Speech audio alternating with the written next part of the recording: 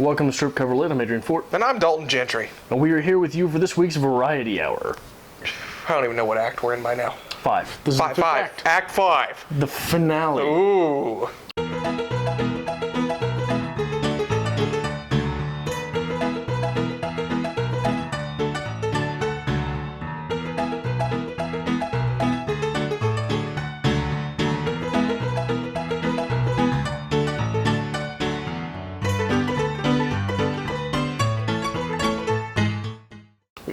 We have to have a post-credits scene. Oh, I think we do. I think it's only necessary that we have post-credit scene. Yeah. What are we going to talk about? First off, what the hell is this? This is a Tatiana Groovy Blue. Now, you may recall the Tatiana from the last one we had, the Fusion Frenzy, but this is the one I've been seeking. They finally got more in at the cigar shop I smoke at. This is vanilla and honey, I believe berries, dipped in cognac. You know what this tastes like? What's that? This tastes like candy necklaces. Is that a bad thing? Yes. No. I feel like I'm smoking my way to diabetes. I'm Wilfred Brimley. Let me show you. I don't know if you can pick this up on camera from there. The most disappointing part about this cigar, it's called a Groovy Blue. The wrapper's purple. Well, yeah. What do you mean, well, yeah? Does anything about this cigar make sense? Yeah, huh? You would think the marketing Nope. would at least. No, this is try to make absolutely sense. fine. Anyway, let's start out like we usually start out. All right. What are you writing? What are you reading? This past week, I make a point to write 500 words a day. Okay. Whether that is just free writing, whether that's journaling, whether it's fiction, poetry, whatever. I got one poem in this week. That's it. Not The much. rest was garbage, not usable. Well, everything I write's garbage, so. I still haven't read your writing of late. I know. I have been tickling The Elements of Style by William Strunk and E.B. White, but I haven't made the full commitment to read through it. Fair enough. Fair enough. Vonnegut actually says that's the best book on writing. Really? Yeah. That might be something to actually look into. If Vonnegut would approve it, I think that's a good read. I have written nothing this week. Nothing. Just nothing. I read Catcher in the Rye. That's about it. Yeah. I dabbled in a few poems. I wanted to look up some poems for this week. Look through my book of poems that I just bought. But besides that, really just nothing. Yeah. It was Valentine's Day. Yeah. Deadpool. Had Yeah. to go see Deadpool. Amazing film. We're going to have to do a movie review. We will. Okay, that's what I got. That's all you got, huh? That's all I got. Now. Well, writing. Oh, I didn't write anything. I mean, what are you talking Did you already about? say that? I did say that. You did say that. Now, here's something about writing. And maybe you can grace me with brilliance. The cigar is awful. This is wonderful. Blogging. Blogging. I don't understand blogging. What do you mean you don't understand blogging? I don't understand. I was reading a Facebook thing, a writer's life or something, right. And it said you should set up a blog for yourself. Okay. And I agreed, and I read through it. I'm like, oh, this is very easy. I can do it. And then it comes to the point, what do you put on it? I don't get it. What do you mean? What do I write? Well, the blogosphere is very much like the vlogosphere in that there is a place for everything. Interesting. You just have to make it your own. Now, here's one of the things. Before I started blogging, my big thing was, who the hell am I? Right? Who the hell am I that anyone wants to listen to me? Anyone wants to read my stuff? Yeah. Because most blogs are not fiction, right? So you were doing journaling or the classic blog / vlog, right? Where it's you. Yeah. There are some there's sports blogs, there's movie blogs, book reviews, movie reviews, all that sort of stuff. But the thing about the blogosphere / vlogosphere is that blogging is not about authority. Blogging is about conversation. Okay. It is a way to further the conversation of whatever it is that you're doing. That is the big thing about the blogosphere, vlogosphere, etc., etc. you see, that's the thing. I consider this our classic vlog. Right. I think that's pretty spot on as to what this is. I don't get writing this. That doesn't make sense to me. Now, I mean, I guess you could write on a topic or something, but I don't know. The blog thing is just beyond me. So I'm going to have to do it, I think. Well, what about our book reviews? Okay. How easily would you translate that into words? That'd be easily translated, I think, honestly. That is a type of blog. That is a type of blog. All right. Now, All right. the obvious advantage that vlogging has over blogging is that there's very little dialectic in blogging. Most of it is one person's thoughts. Yeah. Bop, bop, bop, bop, bop. So it is motivation. So very little of this. Very little of this, which means I will have nothing. Oh. So Hush. So I don't know. That's my thing. I've been stuck on maybe blogging. Okay. Yeah. What do you like? What's some stuff you like? I don't like anything. Damn it, Dalton, what's some stuff you like? You like everything. Well, yes, and then nothing. I mean, spring's coming, so I've got to get my flower beds cleaned out. I got to get the flowers planted. I don't think I should write a gardening blog. There is a place, this cigar is awful, in vlogging for creative nonfiction. Okay. What is it that you think about when you're setting up your garden? What is it that motivated you to garden? Right? What is it that motivates a 25-year-old man to have a garden? That's actually a good question. Right. That's the sort of stuff that happens in the blogosphere. Do you guys have a favorite blog? You should comment below and let us know what you read. I don't know. I need to look more into this whole blogging thing. I don't understand it. Anything pertinent in your life, Adrian? Dalton, we just passed the most romantic holiday of the year. Of course there's nothing going on in my life. Oh, that's so I'm going to assume you didn't do anything for Valentine's Day. It worked. You worked. I went to dinner. We went and saw Deadpool. Okay. It was great. Was it romantic? It as romantic as Deadpool ever could have been. And that's it. I'm not a big Valentine's Day fan, actually. Neither's the other half, so yeah. Okay. Works out for the better. Yeah? I didn't go to work, though, so... Didn't go to work? No. It was my day off. I can't imagine a more depressing thing than working on Valentine's Day, so... Especially in the retail world, because it is normally one of the top 3 busiest days of the year. Really? Yeah. People come in the last minute to get a card, pick up some chocolate, get a balloon. Desperation. Yeah. Oh, man. So, like I say, I'm a manager where I work. And I got called to the front to run register because it's very busy. And I'm on my way up. And from about half the store back, I can see the person who's checking out. And it is a woman who's very well put together. Okay. And very well dressed to show off the fact that she's very well put together, etc., etc., right? Very attractive young woman. So I get up there and I log on to the register. I can help who's next. And next guy comes up and he starts hitting on the girl. Like, our company has a card, so you can look the card up by phone number. The cashier next to me asked the girl, "Do you have a card?" Now with me, it's by phone number.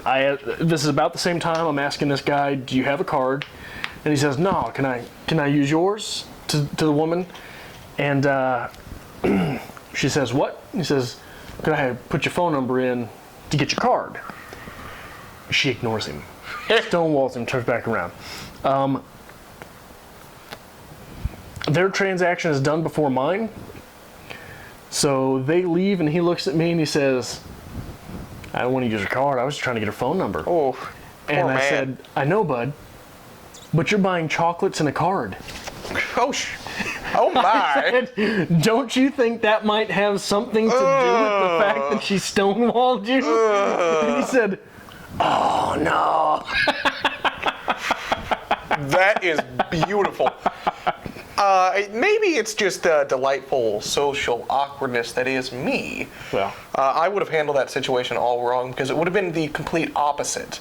The woman would have been like, "Dalton, can I get your phone number for this card?" And I would have given it to her. I'd be like, you're going to get so many coupons and so many savings. This is great. I hope you enjoy it. And then I would have left. That is exactly what I do. It's awful.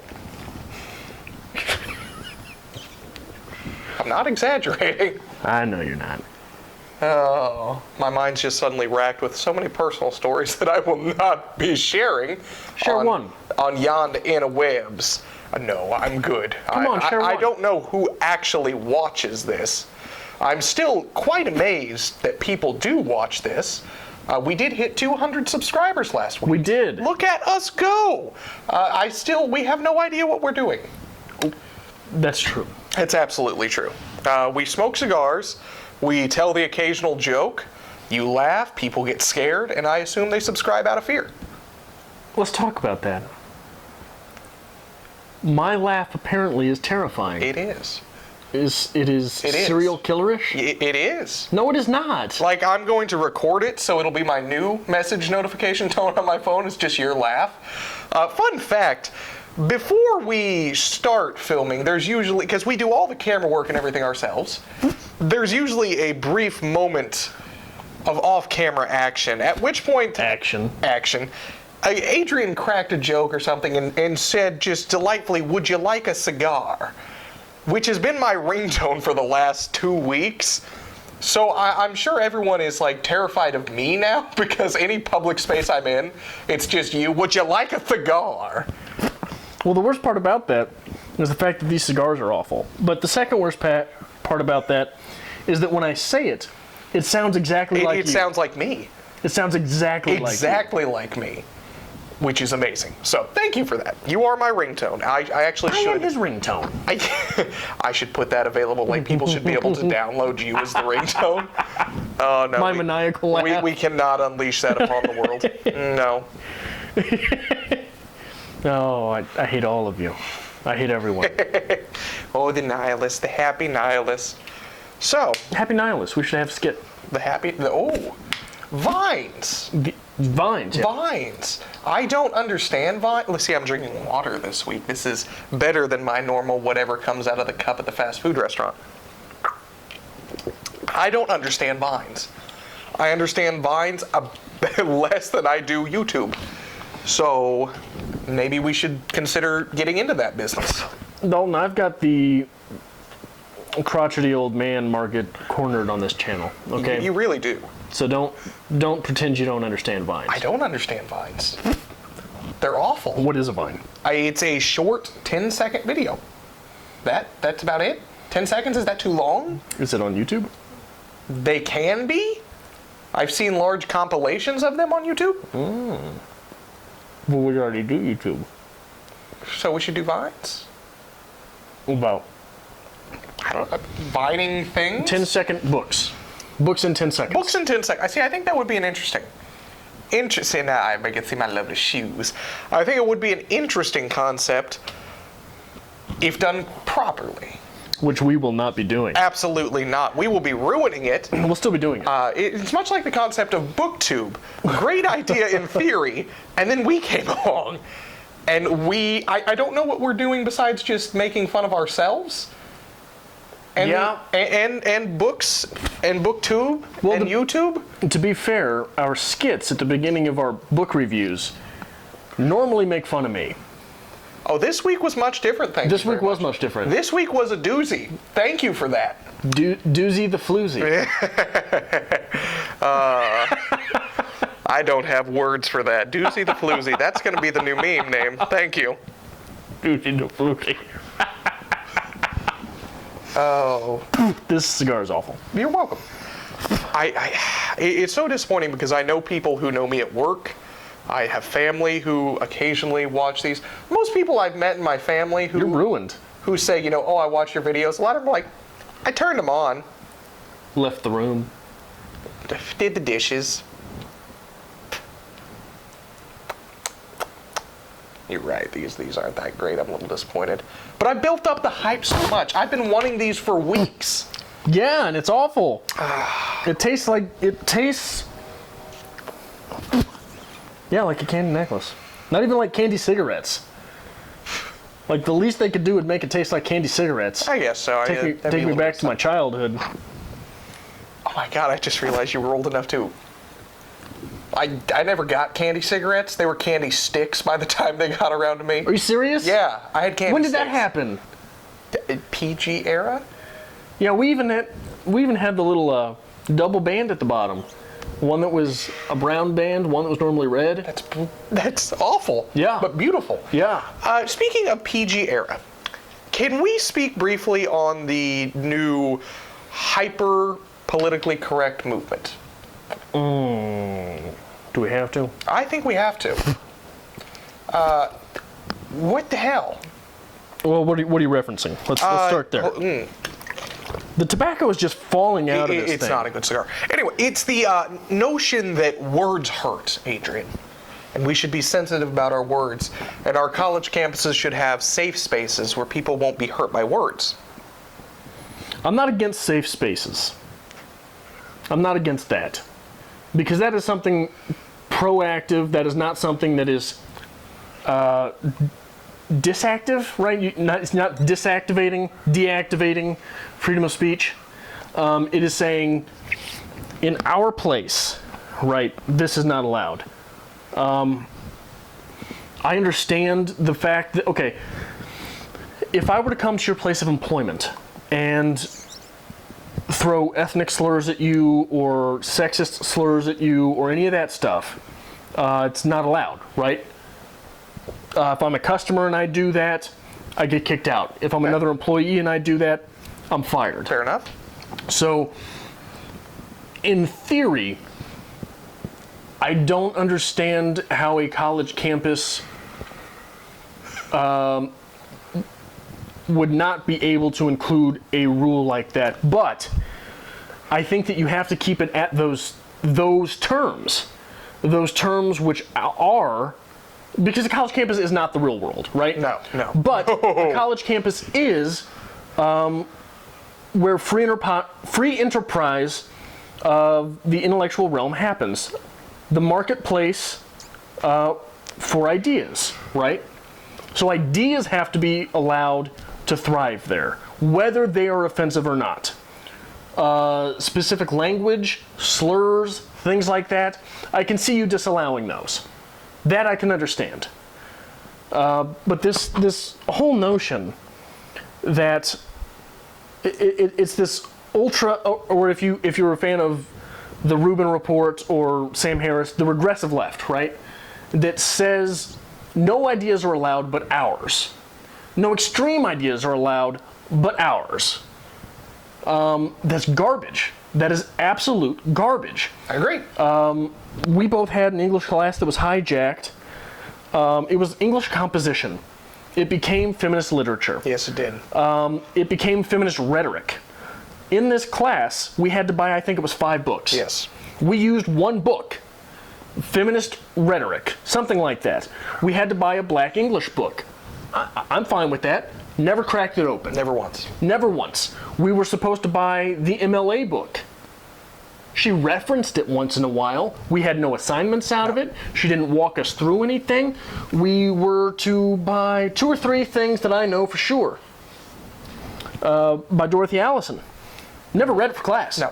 Never I read it actually for still class. have it on my shelf as well. Never read it for class. Never I've read once. it. I read it Oh, fair enough. during the break to see what it was that was supposedly so genius that we needed it, whether we were going to be assigned it or not. And there was another book. I can't remember what it was. Didn't open it. So we had to drop A lot. $200, I think, ish, on these books for something this Batwing didn't even make us read. Yep. Didn't even make us read. Didn't even have us read. Didn't even suggest that we read it. Yep. That's not okay. Now, We did not have guidance towards composition. oh, absolutely not. No. No, there was no composition in that. Yeah, that class was an absolute nightmare. Now, to get back to Atrocity. languages and what's considered politically correct language, I understand, and we had a very feminist education. We did. Absolutely. 90% of our classes were taught by feminists who preached... Which that's fine. That's fine. That's perfectly fine. But they preached feminism. And this was why, during our formative years, my entire undergrad program was, because this feminist theory that we were preached, was not largely a literary theory. No. Right? Like, feminist theory in literature is a theory that studies all of gender in the piece. Yes. Right? That is not what we were taught. That is not what we were taught. So, every class that I had, I broke down what it means to be a man. All of my classes were a male theory. Yes. Were the theory of masculinity. Do you remember that? I'm well aware of that, trust me. Yeah. I didn't get the greatest of grades. Needless to say. See, I made great grades because I took the easy route. And I took any piece and I said, what if this character was a woman? A every time. A every single time. Did I learn anything? No. I learned how to abuse the system. I created my own theory, Dalton, as an undergraduate. You know what premise one, you know what premise one is for the masculine theory? I want you to venture to guess. I don't want to guess. You know why? Why? Because premise one is a man's will is manifest. Okay. That's why you don't even care to venture to guess. I hate you. Anyway, wrap it all up. What did I learn in feminism class? Classes.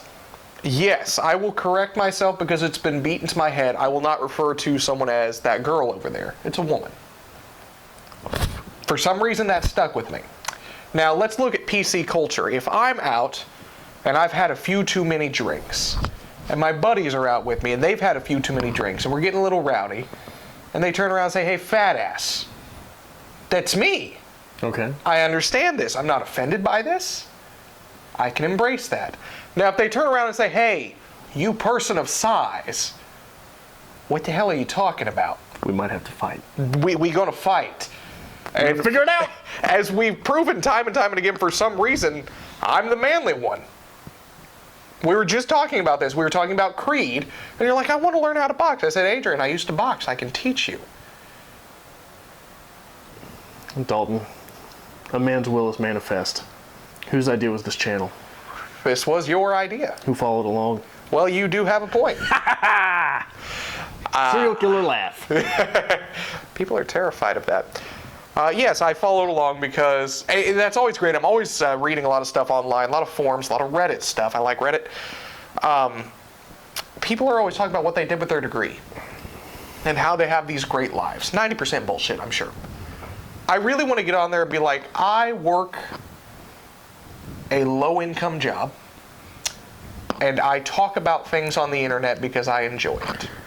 I work a low-income job, and am feared on the internet because of you my enjoy laugh. it. Because of my laugh.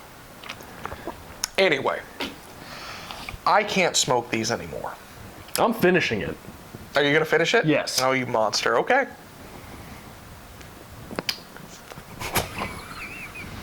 Let us know how awkward these variety hours are.